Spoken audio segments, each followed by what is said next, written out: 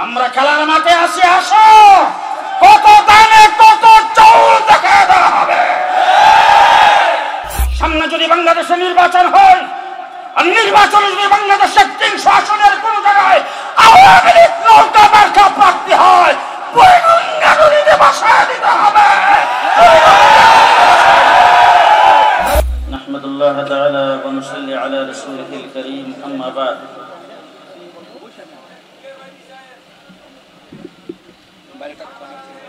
হেফাজতে ইসলাম বাংলাদেশ কাপাসিয়া উপজেলা কর্তৃক আয়োজিত আজকের এই সমাবেশের শ্রদ্ধাভাজন সভাপতি ইতিমধ্যে আপনাদের সামনে বক্তব্য রেখেছেন হেফাজতে ইসলাম বাংলাদেশের কেন্দ্রীয় যুগ্ম মহাসচিব হযরত মাওলানা আজিজুল হক ইসলামাবাদী। বক্তব্য রেখেছেন হযরত আল্লামা নূর হোসেন কাসেমী রহমতুল্লাহ আলাইহির সুযোগ্য জানিশীন হেফাজতে ইসলাম বাংলাদেশের অর্থ সম্পাদক, কারা নির্যাতিত মজলুম আলেম দ্বীন হযরত মাওলানা মুফতি মনির হোসেন কাসেমী, স্থানীয় নেতৃবৃন্দ, সমবেত সাথী ও বন্ধুগণ, কাপাসিয়াতে অনেক এসেছে। আপনাদের হয়তো অনেকেরই মনে আছে, কাপাসিয়া বাজারের এক মাহফিলে আমি এসেছিলাম। সেখানে আমাকে স্টেজে উঠতে দেবে না। আপনাদের এই কাপাসিয়ার সুনাম বৃদ্ধি হয়েছে একটা খানকা এখানে থাকার কারণে, সেটা হলো দেওনা। দেওনার হযরতের এইখানে প্রতি বছর সালানা জলসা হয়। আমি প্রত্যেক বছর আসি। আজকের থেকে গত 1 বছর আগে জেল থেকে বের হয়ে যখন আসলাম, তখন এসে শুনলাম আমাকে সেখানে স্টেজে উঠতে দেবে না। দেওনার হযরত আমার শেখ ও মুর্শিদ, তিনি আমাকে স্টেজে উঠাইছেন। ওঠার পরে দেখি ওনাকে বাধ্য করা হয়েছে প্যান্ডেলের বাহিরে যেন মাইকের আওয়াজ না হয়। গত 15 বছর বাংলাদেশকে একটি করদ রাজ্যে পরিণত করেছিল আওয়ামী লীগ। গত 15 বছর কোন মসজিদের ইমামের মেহরাব নিরাপদ নয়, কোন জুমার মসজিদের মিম্বর খতিবের জন্য নিরাপদ নয়, কোন ওয়াজ মাহফিল ইসলামী সম্মেলনের স্টেজ নিরাপদ নয়। পদে পদে যারা জুলুম নির্যাতন করেছেন। বাংলাদেশের বিজয় স্বাধীনতা দিবস 26 মার্চ, বিজয় হয়েছে 16 ডিসেম্বর। মুহাম্মদুর রাসূলুল্লাহ সাল্লাল্লাহু আলাইহি ওয়াসাল্লামের সুলহ হুদাইবিয়া, আল্লাহর নবী উমরা করতে যাইতেছিলেন। সেখান থেকে যখন সুলহ করে ফেরত আসতেছেন, আয়াত নাযিল হয়েছিল, ইন্না ফাতাহনা লাকা ফাতহাম মুবিনা। বিজয় ঘোষণা হয়েছে সুলহ হুদাইবিয়াতে। প্রকৃত বিজয় হয়েছে মক্কা ফতেহ হয়েছে 8 হিজরিতে। ফতেহ মক্কার সময় বাংলাদেশের বিজয় হয়েছে 2013 সালে 5 মে শাপলা চত্বরে স্বাধীনতা অর্জন হয়েছে 5 আগস্ট 2024-এ।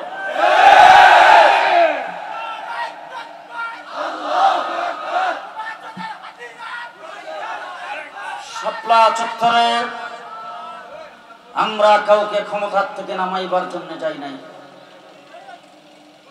শাপলা চত্বরে কাউকে ক্ষমতায় বসাইবার জন্য যাই নাই। শাপলা চত্বরে আল্লামা আহমদ শফীর নেতৃত্বে আমরা হাজির হয়েছিলাম মুহাম্মদুর রাসূলুল্লাহ সাল্লাল্লাহু আলাইহি ওয়াসাল্লামের ইজ্জত রক্ষার জন্য। মাসের পর মাস সমস্ত নৈতিক কার্যক্রম করে মানবতা বিরোধী অপরাধ যারা করেছেন তাদের বিচার দাবি করবেন, করেন। কিন্তু সেই সাহাবাকে দাঁড়ায় বলা হয়েছে আল্লাহকেও ফাঁসি দেওয়া হবে। মুহাম্মদুর রাসূলুল্লাহ সাল্লাল্লাহু আলাইহি ওয়াসাল্লামকে আবু জাহেল মাজনুন বলেছেন, পাগল বলেছেন, চরিত্রহীন বলে নাই, নারীবাদী বলে নাই, বাংলাদেশের নাস্তিকের মুক্তাদার রাসূলকে নারীবাদী বলেছেন। এমন কোন ভাষা নাই যেই ভাষায় রাসূলকে গালি দেওয়া হয় নাই। আমরা আল্লাহর নবীর ইজ্জত রক্ষার জন্য শাপলা চত্বরে গিয়েছিলাম। আমরা রাত্রেবেলা সেখানে রাত্র যাপন করেছিলাম। সেই শাপলা চত্বরের রাজপথে আমরা তাহাজ্জুদ আদায় করেছি, মুনাজাত করেছি, জিকির করেছি। সেখানে আমরা আল্লাহর দরবারে চোখের পানি ফেলেছি। শেষ রাত্রেবেলা পাখির মতো গুলি করে আমাদেরকে হত্যা করার পরে সংসদে দাঁড়ায় বলছেন আমরা নাকি রং মেখে বসেছিলাম। মিস্টার ইনু সাহেব আজকে কোথায়? তিনি সংসদে দাঁড়ায় আমাদেরকে বলেছেন আমরা নাকি বুকরা সাপ,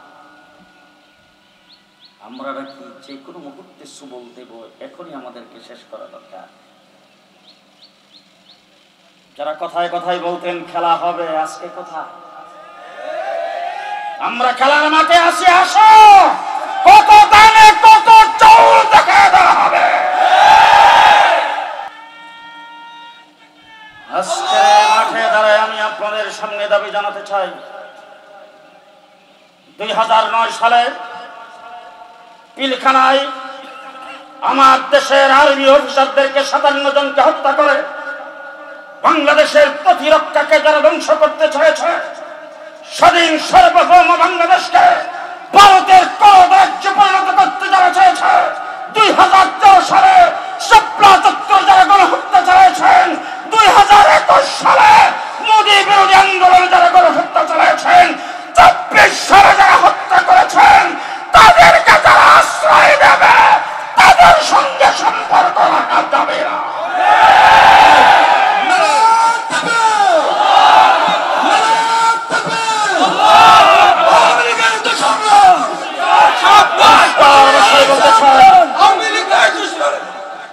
পরিষ্কার ভাষায় বলতে চাই, কোন রাষ্ট্র কোন দেশ যদি কোন দেশের বন্ধু হয়, সেই দেশের সুখে দুঃখের সাথী হতে হবে।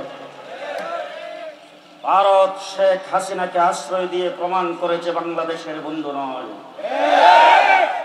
ভারত প্রমাণ করেছে তারা বাংলাদেশের 1 নম্বর শত্রু।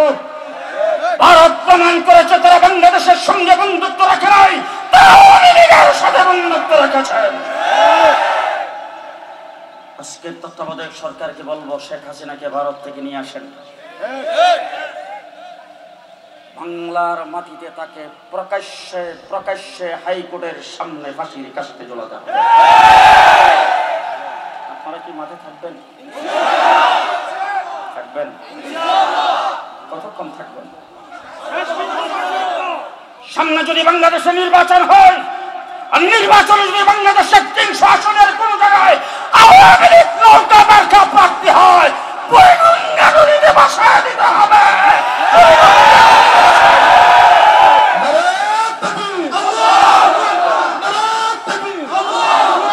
পৃথিবীর মানচিত্রে এবং আমার বাংলাদেশে অনেক সংগঠন আছে, ব্যান করা হয়েছে।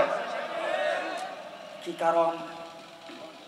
কারণ হলো সন্ত্রাসী, তারা জঙ্গি।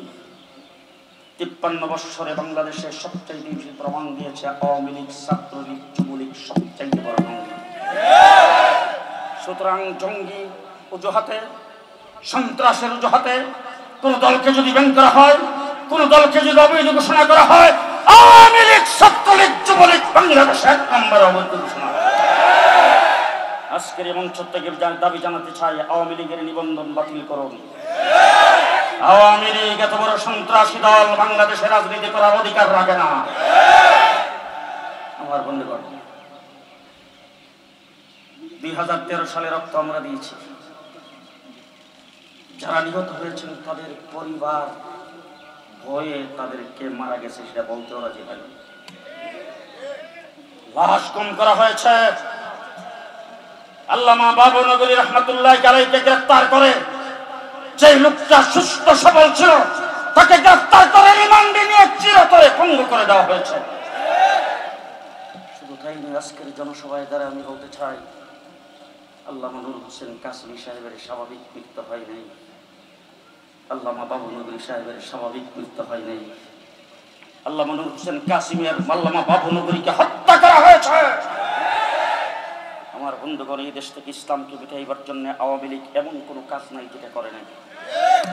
এই দেশের আলেম উলামা ইকরামের তাহজিব তামাদ্দুনকে ধ্বংস করার জন্য, ইসলামিক তাহজিব তামাদ্দুনকে ধ্বংস করার জন্য নাস্তিক আর মুরতাদদেরকে যেইভাবে লীলায় দিয়েছেন, ইসলামের বিরোধিতা যেইভাবে পদে পদে করেছেন, শতকরা 94% মুসলমানের দেশে তাদের রাজনীতি চলতে পারে না। আমার বন্ধুগণ, 2021 সালে গণহারে আলেম উলামা ইকরামকে গ্রেফতার করেছে। মসজিদের খাদেম মসজিদের সামনে খাড়া, তাকে গ্রেফতার করে নিয়ে গেছে। মসজিদের সামনে টুপি তসবি আতর বিক্রি করে তাকেও গ্রেফতার করে নিয়ে গেছে। মাদ্রাসার ছাত্র উস্তাদকে তালাশ করতে গেছে, পাই নাই, উস্তাদ ছাত্রকে গ্রেফতার করে নিয়ে আসছে। একজন লোককে গ্রেফতার করা হয়েছে, উনি পুরান ফ্রিজ মেরামত করে দোকান বন্ধ করে বের হয়েছে, তাকে গ্রেফতার করে নিয়ে যাচ্ছেন। সে বলছে, আমি হেফাজতের কেউ না, আমি কোনোদিন কোনো আন্দোলন সংগ্রামে যাই নাই, আমি আসলে কওমি মাদ্রাসার হুজুরদের দলেই না, আমি আহলে হাদিস। এরপরে তাকে বলতেছে, তোমার মুখে দাড়ি কেন? বলে, আরে দাড়ি রাসূলের সুন্নাত, লম্বা পাঞ্জাবি কেন? লম্বা পাঞ্জাবি সুন্নাত। বলে, সুন্নাত রাখছে দেখি তো আজকে দরটা খাইছে। এইভাবে হাজার হাজার আলেমদেরকে গ্রেফতার করে মাসের পর মাস রিমান্ডে নিয়ে নির্যাতন করা হয়েছে। আল্লামা আজিজুল হক ইসলামাবাদী সাহেবের হাতে পায়ের নখগুলি প্লাস দিয়ে টানিয়ে ফেলানো হয়েছে। চট্টগ্রাম কোর্টে আমার 8টা মামলা ছিল, সেখানে হাজিরা দিতে চাইতাম। শত শত কর্মী সেখানে হাজিরা দিতে আসতো, যাদেরকে জীবনের তরে পঙ্গু বানিয়ে দেওয়া হয়েছে। যারা এই হত্যা লুণ্ঠন করেছেন, কাপাসিয়ার ভাইদেরকে বলবো, বাংলাদেশে এমন কোনো থানা থাকবে না যেই থানায় তাদের বিরুদ্ধে মামলা হবে না। প্রত্যেকটি থানায় তাদের বিরুদ্ধে মামলা করতে হবে। আমরা হাজিরা দিয়েছি মাসে 20 দিন, তারা যেন মাসে দৈনিক 20 দিন হাজিরা দেওয়া। আমার বন্ধুগণ, আজকে অনেকে বাংলাদেশে গাপ্পি বেড়ে আছেন, অনেকে হয়তো দেশ ছাড়া পালাইছেন, আবার অনেকে খুব সফি সাহেব ছিল, দাড়ি টাড়ি কাইটা নৌকার মাঝি কাঁচামাল বিক্রি করে, এইভাবে পালাইবার চেষ্টা করেছে, কিন্তু পার পাই নাই। আমরা যখন গ্রেফতার হয়েছিলাম, আমাদের কোনো কোনো নেতাকর্মীদেরকে গ্রেফতার করা হয়েছে। তিনি নিজে মোবাইল ব্যবহার করেন না, তার বউয়ের কাছে মোবাইল আছে। তার বউয়ের মোবাইল ট্যাগ করে বউকে যেয়ে ধরছে, দইরা তারপরে তার সন্ধান বের করেছেন। আওয়ামী লীগের পতন হয়েছে, প্রযুক্তির কিন্তু পতন হয়নি। আজকের তত্ত্বাবধায়ক সরকারকে বলবো, আপনার আন্দোলনের ফসল, আমরা আন্দোলন করে রক্ত দিয়ে জীবন দিয়ে আপনাদেরকে সেখানে প্রতিষ্ঠিত করেছি, আপনাদেরকে বসাইছি। আপনাদের সর্বপ্রথম কাজ হবে সমস্ত প্রযুক্তি ব্যবহার করে আওয়ামী লীগ যেখানে আসে মাটির নিচ থেকে হলেও তাদেরকে ধরে আনতে হবে।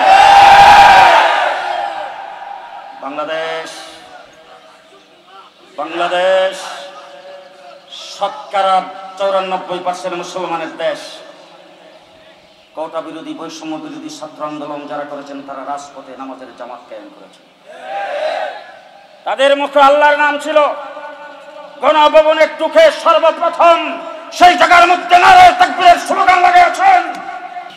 গণভবনের মাঠে সেখানে নামাজ আদায় করে, শুকরিয়া আদায় করে আল্লাহর দরবারে কান্নাকাটি করেছেন। সেই মুসলিম দেশে কোনো অমুসলিম কার্যক্রম হতে পারবে না। 2024 সালে ছাত্ররা কোটা বিরোধী আন্দোলন করেছেন। কোটার সাথে আমাদের কোনো সম্পর্ক নাই, কওমি মাদ্রাসার কোনো সম্পর্ক নাই। সুতরাং তারপরও আমার ভাই স্কুল কলেজের ছাত্ররা যেহেতু মাঠে নেমেছেন, আমার কওমি মাদ্রাসার ছাত্ররা মাঠে নেমে 73 জন জীবন দিয়েছেন, পঙ্গ হয়েছেন। মাঠে ময়দানে যেইভাবে 2024 সালে ছিলাম, সামনে যে কোনো পরিস্থিতিতে মাঠে থাকবো ইনশাআল্লাহ। আওয়ামী লীগ বর্ডার ফাঁস হয়েছে, ষড়যন্ত্র কিন্তু থামে নাই। সর্বপ্রথম ষড়যন্ত্র করেছে বিচারপতিকে দিয়ে, বিচারপতিদেরকে দিয়ে এই সরকারকে অবৈধ ঘোষণা করবে। ছাত্র জনতা হাইকোর্ট ঘেরাও করে 1 ঘন্টার ভিতরে প্রধান বিচারপতিকে পদত্যাগ করাইছে। 2 নম্বর ষড়যন্ত্র ঘোষণা দিয়েছেন তারা খেলতে আসবেন 15ই আগস্ট। 14 আগস্টে কুমিল্লায় সমাবেশ ছিল, সেখানে আমিও ঘোষণা করেছিলাম শেষ রাত্রে তাহাজ্জুদের পর থেকে মাঠে থাকবো। দেশের ছাত্র জনতা, দেশের তৌহিদি জনতা, দেশের মাদ্রাসার ছাত্ররা 15ই আগস্টে 56,000 বর্গ মাইলের ভিতরে মাঠে ছিল। তোমাদেরকে তোলার আশি দিয়া বাড়ি সালাম দিয়েও কোথাও পাওয়া যায়নি। 3 নম্বর আনসার বাহিনীদেরকে দিয়ে তারা সচিবালয় ঘেরাও করেছেন। এই দেশের সংখ্যালঘুদেরকে দিয়া চেয়েছেন এই দেশের সাম্প্রদায়িক সম্প্রীতির অজুহাত উদয়ের সেই সাম্প্রদায়িক সম্প্রীতিকে নষ্ট করে বাংলাদেশে অরাজকতা সৃষ্টি করার জন্য এদেশের কওমি মাদ্রাসার ছাত্র শিক্ষক আলেম উলামায়ে কেরাম মসজিদের ইমাম মন্দিরে পাহারা বসাইছেন। আবার সামনে পাইতারা করতেছেন হিন্দুদের পূজায় তারা কি ছিঁড়ে ফেলবেন। পরিষ্কার ভাষায় বলতে চাই, 56,000 বর্গ মাইলের কোন একটা ইঞ্চি মাটিতে তোমাদের দাঁড়াইবার জায়গা নাই। পরিষ্কার ভাষায় বলবো, আমরা মাঠে ছিলাম, মাঠে আসি, মাঠে সামনে থাকবো। তবে তত্ত্বাবধায়ক সরকার বর্তমানে যারা ক্ষমতায় আছেন তাদেরকে বলবো, এই দেশে ইসলামিক তাহজিব তামাদ্দুনকে রক্ষা করে কাজ করতে হবে। আলেম উলামায়ে কেরামকে, হেফাজতে ইসলামকে, কওমি মাদ্রাসাকে অবহেলা করে বাংলার মাটিতে কেউ ক্ষমতায় থাকতে পারবে না, কেউ ক্ষমতায় যাইতে পারবে না। নাসরুম মিনাল্লাহ, ফাতহুন করিম, ওয়া বাশশিরিল মুমিনিন। আসসালামু আলাইকুম ওয়া রাহমাতুল্লাহি ওয়া বারাকাতুহু।